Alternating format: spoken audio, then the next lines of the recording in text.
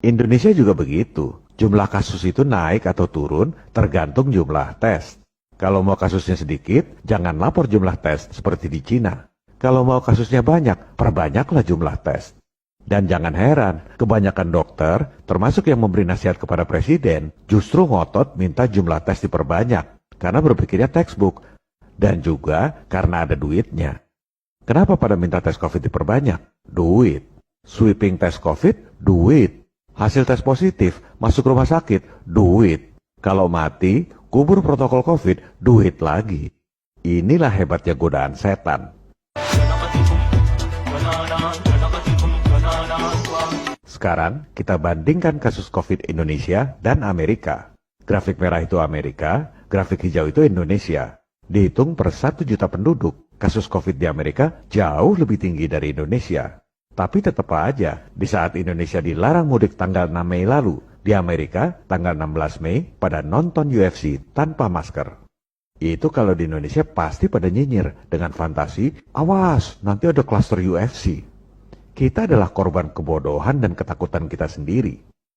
Di Houston itu bebas karena gubernurnya memang cabut aturan wajib masker dan pembatasan bisnis. Padahal kasus COVID-nya jauh lebih tinggi dari Indonesia.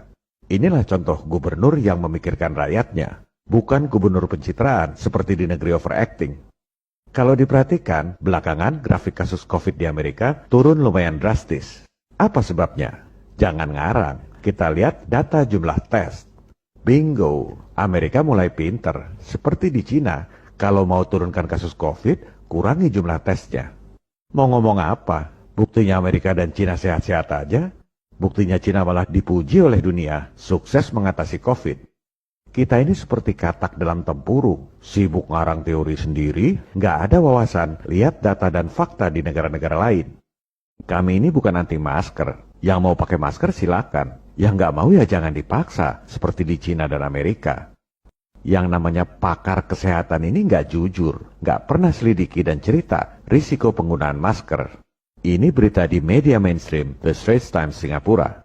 Bukan media gosip, media paling terkemuka di Singapura. Mereka jujur beritakan fakta bahwa setelah 12 jam digunakan, ada begitu banyak bakteri dan jamur di masker yang Anda gunakan.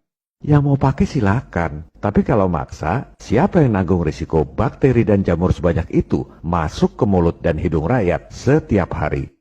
Kepada para pemirsa, kondisi akan semakin memburuk kalau rakyatnya diam saja. Pemerintah baru akan gerak kalau ada desakan dari rakyat.